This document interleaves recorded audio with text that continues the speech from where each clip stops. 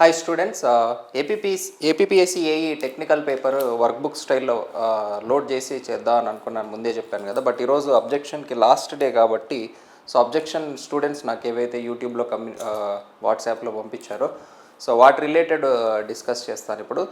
కీవైజ్ అయితే చాలా చాలా తక్కువ కరెక్షన్స్ ఉన్నాయి. బట్ స్టూడెంట్స్ క్వశ్చన్లో ఉన్న చిన్న చిన్న పదాల వల్ల కన్ఫ్యూజ్ అయ్యి కీ రాంగ్ అనుకుంటున్నారు. వాళ్ళందరికీ కూడా రేపు కీ మారకపోయినా కూడా లేదు తప్పించారు కీ అని అనుకుంటారు. కాబట్టి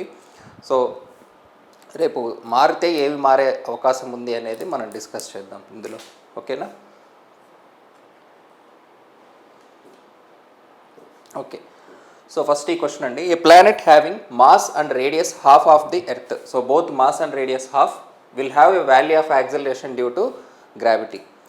మనకు గ్రావిటీ ఫోర్స్ తెలుసు, Gm1m2/r². ఈ సేమ్ అమౌంట్ ఆఫ్ ఫోర్స్ రెండు బాడీస్ మధ్యన ఉంటుంది. జనరల్గా మనం m2నే మనకు అవసరం కాబట్టి m2 × a. యాక్సలరేషన్ అంటే ఎర్త్ మన వైపు ఎంత యాక్సలరేట్ అవుతుంది అనేది ఎవరు క్యాలిక్యులేట్ చేయరు, మనం ఎర్త్ వైపు అనేది క్యాలిక్యులేట్ చేస్తాం కాబట్టి m2.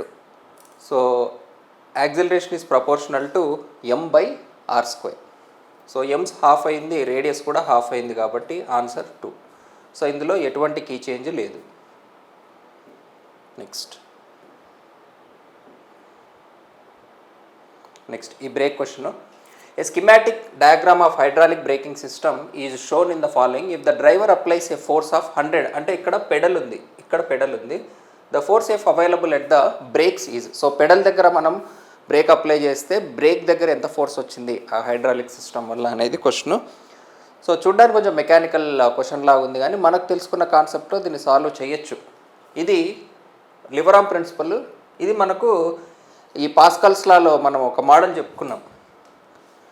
ఇదిగోండి, ఇదే యాజ్ ఇట్ ఈజ్ ఇదే చెప్పాను మీకు సింపుల్ మిషన్లో. ఇలానే ఇదే ఫిగర్గా ఇదే అనుకోండి. ఈ కాన్సెప్ట్ని లివరామ్ కాన్సెప్ట్ని కలిపి వాడాడు, అంతే, అంతకంటే ఏం లేదు దీంట్లో. ఫస్ట్ లివరామ్ అడ్వాంటేజ్ చూద్దాం. 100 న్యూటన్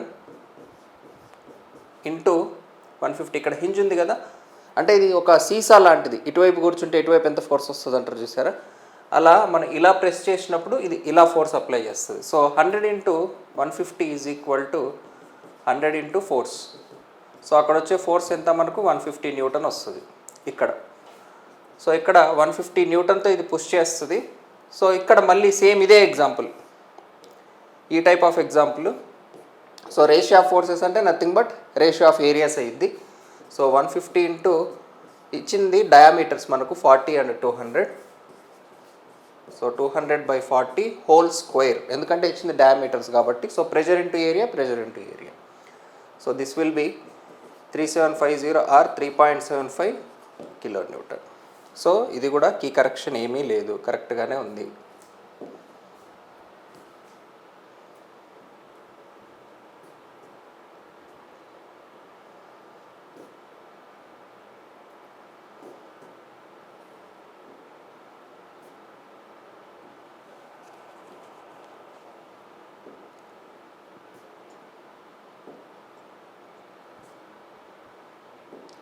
ఓన్లీ స్టూడెంట్స్ నాకు అప్రోచ్ అయినవే డిస్కస్ చేస్తున్నానండి. మొత్తం పేపర్ మళ్ళీ నేను వర్క్ బుక్ స్టైల్లో సాల్వ్ చేస్తాను. ఓకే, ఇది కొంచెం అంబిగ్విటీ ఉన్న question. In the analysis of plane frame structure members assumed. ఇది ఇందులో ఉన్న ఒక ఇంపార్టెంట్ వర్డ్ అండి. ఈవెన్ మొబైల్లో క్వశ్చన్ చూస్తున్నప్పుడు నాకు కూడా కనిపించలేదు ఈ అజ్యూమ్డ్ అనే వర్డ్. ఈ బోర్డు మీద లోడ్ చేసి చూస్తున్నప్పుడు క్వశ్చన్ చదివితే కనపడింది. ఇది యాక్చువల్గా ఇందులో ఉన్న వెరీ వెరీ ఇంపార్టెంట్ వర్డ్. ఎందుకంటారా, ఇది యాక్చువల్లీ క్వశ్చన్ ఎట్లా ఫామ్ అయిందంటే బేసిక్గా ఇది ఎస్ఏ క్వశ్చన్ కాదు. ఆప్షన్స్ని బట్టి నాకు అర్థమైంది ఏంటంటే, ఇది ఆర్కే బన్సాల్లో స్ట్రెంత్ ఆఫ్ మెటీరియల్స్లో వెల్డెడ్ కనెక్షన్ రిలేటెడ్ కనెక్షన్ టాపిక్లో స్టార్టింగ్లో ఒక సెంటెన్స్ ఉంది. ఏంటంటే ప్రాక్టికల్లీ వర్డ్ వెరీ ఇంపార్టెంట్ ఇక్కడ. ప్రాక్టికల్గా ఒక రిజిడ్ జాయింట్ని either it is welded or riveted it is treated as pin jointed అని ఉంది అనాలిసిస్కి. ఏది స్టీల్ స్ట్రక్చర్స్ కనెక్షన్స్లో. ఆ సెంటెన్స్ని తీసుకొచ్చి స్ట్రక్చరల్ అనాలిసిస్ క్వశ్చన్ లాగా చేసినారు వీళ్ళు. అది జరిగింది యాక్చువల్గా. అంటే ఇందులో ఒక అంబిక్విటీ ఉంది యాక్చువల్గా. స్ట్రక్చరల్ అనాలిసిస్లో ఫ్రేమ్ అంటే రిజిడ్ జాయింట్, అఫ్కోర్స్ కొన్ని ట్రసెస్లో పిన్ జాయింటెడ్ ఫ్రేమ్ అన్నట్టు వాడతారు, కానీ మన క్లియర్ డెఫినేషన్స్లో ట్రసెస్ అండ్ ఫ్రేమ్స్ అన్నట్టు డిస్టింగ్విషన్ ఉంటుంది ఎస్ఏ ప్రకారం. బట్ ఇది ఎక్కడి నుంచి వచ్చిందంటే ఇది ఎస్ఏ బుక్ నుంచి రాలేదు, ఇది ఎస్ఎం బుక్ నుంచి వచ్చింది. ఇన్ఫ్యాక్ట్ ఎస్ఏ కూడా లేదు కదా. సో అలా ఒక సెంటెన్స్ నుంచి తీసి అది పూర్తిగా కూడా తీయలేదన్నమాట. అట్లీస్ట్ ప్రాక్టికల్గా ఎట్లా చేస్తారు ఇది నేను మీకు ఆర్సీసీలో కూడా చెప్పాను ఈ విషయం. ఈవెన్ ఫుట్టింగ్ డిజైన్ చేసేటప్పుడు కూడా పైన పిన్ అనుకుని కింద రిజిడ్ అనుకుంటారు సింప్లీ సాల్వ్ చేయడానికి. So that 1.5 carry over factor కూడా తీసుకొని ప్రాక్టికల్గా డిజైన్ చేస్తారు అని ఒక క్లాస్లో చెప్పిన కదా. సో అట్లా ప్రాక్టికల్గా దీన్ని పిన్ జాయింట్ అజ్యూమ్ చేసుకుంటారు అన్నట్టు సెంటెన్స్ ఉంది స్టీల్లో. కానీ క్వశ్చన్లో ఇది చూస్తే మనకు ఎట్లుంది, ఇది వెల్డెడ్ కనెక్షన్. సార్ ఇది మామూలు ఎస్ఏ క్వశ్చన్ అన్నట్టుంది కదా. సో ఈ ఆప్షన్స్ని బట్టి నాకు అర్థమైంది ఓకే ఏం జరిగింది ఇది అంటే, టెక్స్ట్ బుక్లో ఉన్న క్వశ్చన్ని తీసుకుని టెక్స్ట్ బుక్లో ఉన్న ఒక సెంటెన్స్ని తీసుకుని దాని నుంచి క్వశ్చన్ తయారు చేశారు యాక్చువల్గా. అది జరిగింది దీనివల్ల. సో దీనికి ఆన్సర్ రిజిడ్ జాయింట్ కూడా తీసుకోవచ్చు as per question. But source అనేది ఎక్కడి నుంచి వచ్చిందంటే పిన్ జాయింట్. సో ఇది ఇస్తారా ఇయ్యరా అనే నమ్మకం రావడం లేదు నాకు కూడా. బట్ మీరు పెట్టచ్చు అంటే క్వశ్చన్లో as per frame at least practical అనే వర్డ్ కూడా లేదు కాబట్టి స్ట్రక్చరల్ అనాలిసిస్లో మనం అనాలిసిస్ చేసేటప్పుడు in the analysis of plane frame structural అనాలిసిస్లో ఫ్రేమ్కి తీసుకునేది రిజిడ్ జాయింటే. కానీ ఇక్కడ వీళ్ళు మాట్లాడేది స్టీల్ స్ట్రక్చర్స్లో ఉన్న కనెక్షన్ని ఎలా తీసుకుంటారు అని. ఇది ఇక్కడ వచ్చిన ప్రాబ్లము. సో అబ్జెక్షన్ పెట్టండి చూద్దాం వస్తుందేమో, బట్ రావడానికి ఛాన్స్ ఉంది, గ్యారంటీ అయితే ఇవ్వలేను. అది జరిగింది ఈ క్వశ్చన్లో. ఓకేనా. సో కీవైజ్ అయితే చాలా వరకు నేను సాటిస్ఫైడ్ అనే చెప్పొచ్చు, చాలా తక్కువ కరెక్షన్స్ ఉన్నాయి. నెక్స్ట్ ఈ క్వశ్చన్లో కూడా ఒక ఇంపార్టెంట్ కీవర్డ్ ఉందండి. The method of joints is preferred in the analysis of plane frame if forces required determined is. ఇక్కడ జాయింట్ అనే పదం లేదు, ఎప్పుడు ప్రిఫర్ చేస్తామని ఉంది. అంటే ఒక ట్రస్లో ఉన్న అన్ని, ఇది కూడా మనం క్లాస్లో డిస్కస్ చేసుకుందే. మెథడ్ ఆఫ్ సెక్షన్ ఎప్పుడైనా సరే ఒక పర్టికులర్ మెంబర్ ఫోర్స్ కనుక్కోవడానికి మన ఫస్ట్ ప్రిఫరెన్స్ ఎప్పుడు మెథడ్ ఆఫ్ సెక్షనే ఉంటుంది. ఓన్లీ ఆ పర్టికులర్ మెంబర్ ఫోర్స్ కావాలన్నప్పుడు. అలా కాకుండా ట్రస్ని అనలైజ్ చేయాలి అనుకుంటే దీనికి ఒక లిమిటేషన్ ఉంది మెథడ్ ఆఫ్ జాయింట్కి. మెథడ్ ఆఫ్ జాయింట్ యూజ్ చేసి ఒక జాయింట్లో మోర్ దాన్ 2 మెంబర్స్ ఉన్నప్పుడు ఆ పర్టికులర్ మెంబర్కి మనం మెథడ్ ఆఫ్ సెక్షన్ యూజ్ చేసి మొమెంట్ క్యాలిక్యులేషన్ చేసి ఈక్విలిబ్రియం ఈక్వేషన్ ద్వారా మనం సాల్వ్ చేసుకుంటాం. లిమిటేషన్ ఉంది. కానీ ఇక్కడ ఈ క్వశ్చన్ అడిగింది లిమిటేషన్ కాదు, ఎప్పుడు ఏ మెథడ్ని ప్రిఫర్ చేస్తామన్నట్టు అడిగాడు. లిమిటేషన్ కాదు, ఈ మెథడ్ ఎప్పుడు వాడగలం కాదు, ఎప్పుడు ప్రిఫర్ చేస్తాం. ఇప్పుడు పర్టికులర్ ట్రస్ని కంప్లీట్గా మెథడ్ ఆఫ్ సెక్షన్స్తో చేయొచ్చు, కంప్లీట్గా మెథడ్ ఆఫ్ జాయింట్స్తో కూడా చేయొచ్చు, రెండిటిలోనూ టోటల్గా చేయొచ్చు. కానీ ఎప్పుడు ప్రిఫర్ చేస్తాం మెథడ్ ఆఫ్ జాయింట్స్ అంటే ప్రతి మెంబర్ ఫోర్స్ని మనం క్యాలిక్యులేట్ చేయాలంటే will obviously go for method of joints. Particular member force అన్నప్పుడు మెథడ్ ఆఫ్ సెక్షన్స్, లేదా మోర్ దాన్ 2 మెంబర్స్ ఉన్నప్పుడు కూడా మెథడ్ ఆఫ్ సెక్షన్స్. సో దీని పరంగా అయితే కీ చేంజ్ రాదు. So given key is correct. అన్ని మెంబర్స్ని క్యాలిక్యులేట్ చేయాలి అనుకున్నప్పుడు will go for method of joints. అంటే మెథడ్ ఆఫ్ జాయింట్స్ ద్వారానే అన్ని కట్టగలము అని కాదు ఇక్కడ క్వశ్చన్. అన్నీ కట్టాలన్నప్పుడు మెథడ్ ఆఫ్ జాయింట్స్ని ప్రిఫర్ చేస్తాము అని. సో ఇది important keyword. Given key is correct.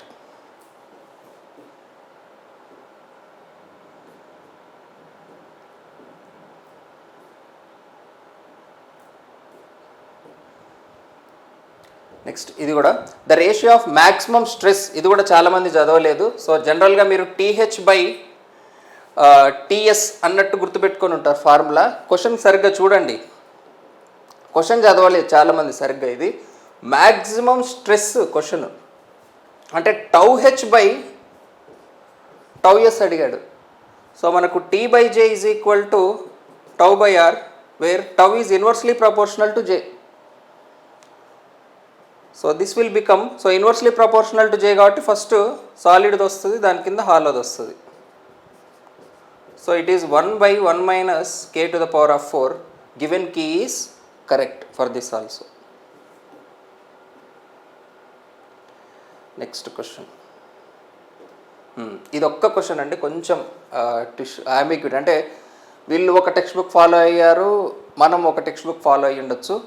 So దీనికి మాత్రం మల్టిపుల్ కీ ఇవ్వాల్సిందే, ఎందుకంటే a cylinder shell may be treated as thin if the ratio of thickness.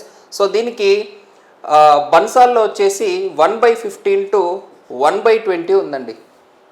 So 1/15 1/20 రెండు ఇవ్వాలి, లేదా తక్కువ ఉన్న వాటికే మనం బేసిక్గా డిఫైన్ చేస్తాం కాబట్టి అలా తీసుకున్నా కూడా 1/20 ఇవ్వాలి ఆన్సర్, తక్కువ ఉన్నది ఇవ్వాలి. కానీ ఆర్ఎస్ కుర్మి, బీసీ పున్మియా ఈ టెక్స్ట్ బుక్స్లో మాత్రం 1/10 to 1/15 ఉంది. ఎన్పిటిఎల్ క్లాస్లో చూస్తే 1/20 ఉంది. సో ఈ మూడు ఇచ్చే అవకాశం ఉంది. బట్ రెండు వాల్యూస్ ఉన్నప్పుడు మనం డెఫినేషన్లో లీస్ట్ వాల్యూనే తీసుకోవాలి. సో తీసుకుంటే 1/15 తీసుకోవాలి, లేదంటే 1/20 తీసుకోవాలి. కీలో 1/15 ఇచ్చారు, బట్ మనం క్లాస్లో చెప్పుకున్న రేంజ్ ఇది కాబట్టి రెండు పెట్టిన వాళ్ళు ఉన్నారు. సో డెఫినెట్గా ఆర్కే బన్సాల్లో ఉంది మీకు. సో ఇది మీరు సోర్స్గా పెట్టి ఇది మాత్రం క్లెయిమ్ చేసుకోవచ్చు మార్క్. ఓకేనా? సో ఇది మాత్రం రావాలి మార్క్ ఖచ్చితంగా. ఓకే, నెక్స్ట్ ఇది the ratio of hoop stress for హెమీస్పెరికల్ portion of thin cylinder. హెమీస్పెరికల్ portion of the thin cylinder. So ఇక్కడ చాలామంది స్టూడెంట్స్ ఇది ఇచ్చింది థిన్ సిలిండర్ కదా అని అంటున్నారు. సో క్వశ్చన్ కరెక్ట్గా చూడండి, ఇది థిన్ సిలిండర్ కాదు question, హెమీస్పెరికల్ portion of the thin cylinder. అంటే ఒక థిన్ సిలిండర్కి ఎండ్స్ స్పియర్ ఉన్నాయి, హెమీస్పియర్. ఇట్లా చిన్న చిన్న వర్డ్స్, ఒక్కొక్క వర్డ్లో పోతుంది చాలామంది స్టూడెంట్స్కి. సో థిన్ సిలిండర్లో ఉన్న హెమీస్పియరికల్ పోర్షన్కి అడుగుతున్నారు. సో హెమీస్పియర్ అంటే మనకు హూప్ స్ట్రెస్ ఏమవుతుంది, PD/40. ఇది PD/40 Young's modulus into 1 - new. So రెండిటి రేషియో ఏమవుద్ది మనకు, E/1 - new. So given answer is correct.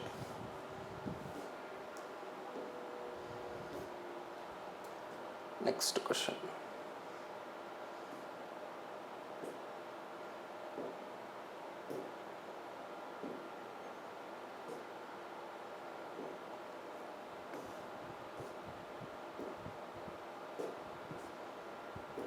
ఇంకేమున్నాయి అబ్జెక్షన్స్?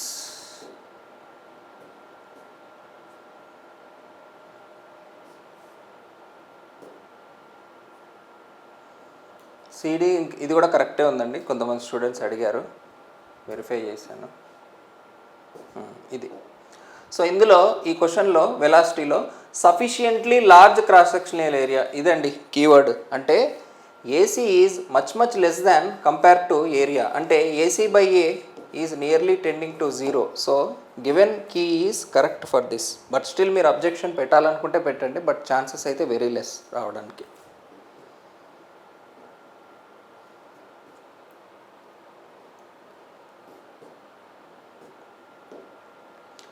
సో దీన్ని బట్టి మీకు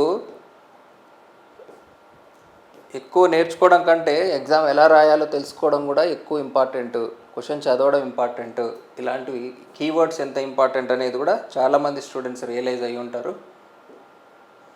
అంటే ఇది 1 or 2 పోతే పర్వాలేదు, కానీ చాలా చాలా తప్పులు చేశారు ఇలాంటివి students.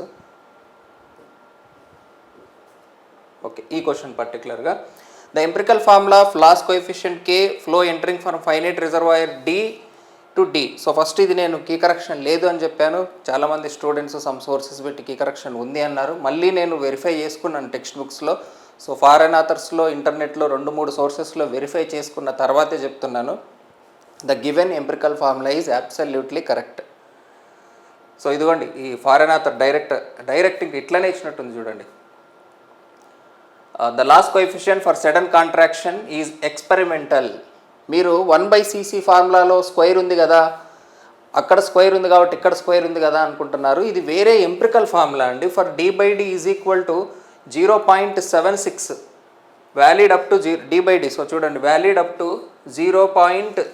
Valid up to, so same దీని నుంచే ఇచ్చినట్టుంది ఈ క్వశ్చన్ చెప్పాలంటే. So 0.4, so is nearly equal to 0.42 into 1 - D²/D². Whole square లేదు, కన్ఫామ్. సో ఇచ్చినకి దీనికి కూడా కరెక్టే.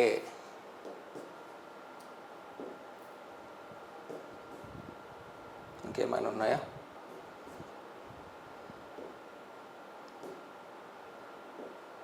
మోస్ట్లీ అంతే అనుకుంటున్నాను.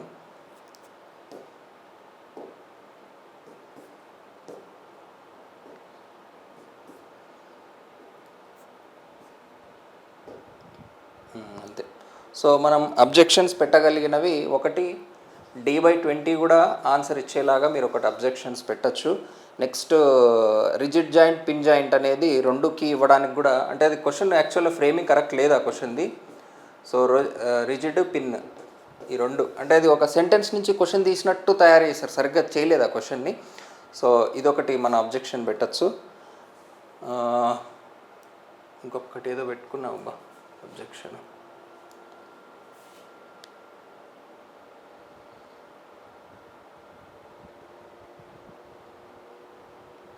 Frame rigid thin cylinder ratio అంతే. ట్రసెస్ది ఎలాగూ రాదని చెప్పేశాం కదా ఆల్రెడీ, అదే method of sections, method of జాయింట్స్ది. సో మ్యాక్సిమం వస్తే ఇది మాత్రం గ్యారంటీగా రావాలి, ఇది వస్తుందో లేదో కన్ఫామ్గా తెలియడం లేదు నాకైతే. సో ఇదండి. సో పెద్ద కీ అబ్జెక్షన్స్ అంటూ ఏమీ లేవు పెద్దగా. సో వాట్ ఎవర్ మార్క్స్ మీరు ఏవైతే చూసుకున్నారో సో దానికి జస్ట్ ఒక 1 or 2 మార్క్స్ కంటే పెద్ద వేరీ అవ్వడానికి ఛాన్సెస్ అయితే తక్కువ. సో కీ వచ్చిన తర్వాత కూడా చేంజెస్ ఎక్కువ లేకపోతే బాధపడద్దండి, మన కరెక్ట్ కీ రాలేదేమో అని అనుకుంటారేమో అని పర్టికులర్గా చేస్తున్నాను. ఇంకా ఎవరైనా అబ్జెక్షన్స్ పెట్టని స్టూడెంట్స్ ఉంటే పర్టికులర్గా దీనికి మాత్రం పెట్టండి. ఎక్కువ మంది పెడితే డెఫినెట్గా అవకాశం ఉంటుంది వాళ్ళు కన్సిడర్ చేయడానికి. ఒకరు పెట్టినా సరిపోతుంది, కానీ జస్ట్ ఎక్కువ మంది పెడితే కొంచెం ఎక్కువ ఛాన్స్ ఉంటుందని అంతే. నెక్స్ట్ ఇది బేసిక్గా క్వశ్చన్ ఫ్రేమింగ్ తప్పు ఇది, సో దీనికి కూడా ఇవ్వాలి. ఇది కాకుండా ఒక స్టీల్స్ క్వశ్చన్లో size of the weld answer plate thickness కంటే గ్రేటర్ ఉంది. మన ఐఎస్ కోడ్ స్పెసిఫికేషన్ ప్రకారం సైజ్ ఆఫ్ ది వెల్డ్ అనేది thickness of the thinner plate - 1.5 or 3/4 times of the thickness of the plate ఉండాలి కదా. థిక్నెస్ ఆఫ్ ప్లేట్ కంటే size of the weld ఎక్కువ ఉండకూడదు కదా అనే ఒక క్లాజ్ ప్రకారం అది తీసేయచ్చా క్వశ్చన్ అని అడిగాడు. నాకు తెలిసినంత వరకు అలాంటి సందర్భాలు చాలా వచ్చాయి. ప్రీవియస్ స్టేట్ గవర్నమెంట్ కాదు, ప్రీవియస్ గేట్లో కూడా వచ్చాయి చాలాసార్లు. బట్ ఎప్పుడు కూడా అలాంటి క్వశ్చన్ తీయడం నేను చూడలేదు. చాలాసార్లు చూసాం మనం అలాంటివి. సో అంటే అందులో వేరే ఆప్షన్ పాసిబిలిటీ ఉన్నప్పుడు ఇచ్చారు తప్ప. ఫర్ ఎగ్జాంపుల్ మీకు ఎలా చెప్పాలి, ఇప్పుడు గ్రేడ్ కంపెన్సేషన్, ఇది క్లాస్లో చెప్పిన మాట ఎగ్జాక్ట్గా ఇదే చెప్తున్నా. గ్రేడ్ కంపెన్సేషన్ <% ఉన్నప్పుడు గ్రేడ్ కంపెన్సేట్ చేయాల్సిన అవసరం లేదనే ఒక క్లాజ్ ఉంది మనకు ఐఆర్సీలో. కానీ కంపెన్సేట్ చేసి అలాంటి వాల్యూ ఇచ్చి కంపెన్సేట్ చేసి ఇచ్చిన కీలే చాలా ఉన్నాయి. కంపెన్సేట్ చేయకుండా ఉన్న ఆప్షన్ కూడా లేదు అట్లో. ఇది గేట్లో జరిగింది, స్టేట్ గవర్నమెంట్లో కూడా జరిగింది. ఇది ఒక ఎగ్జాంపుల్. అలానే గేట్ 2013లో కోఎఫిషియంట్ ఆఫ్ ఫ్రిక్షన్ అనేది <1 ఆన్సర్ ఉన్న ఒక ఆప్షన్ కూడా ఉంది ఒక స్పోర్ట్స్ కార్ రిలేటెడ్లో. దాని వెయిట్ కంటే దాని ఫ్రిక్షన్ వాల్యూ ఎక్కువ వచ్చిన ఒక ఫ్యాక్టర్ ఉంటుంది అనమాట. అది 400 kmpsతో ట్రావెల్ అయ్యేది.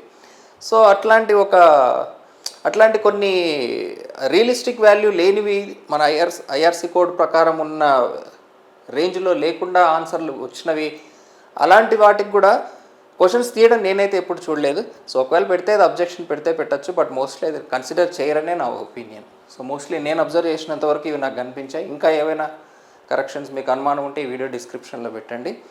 And thanks for watching.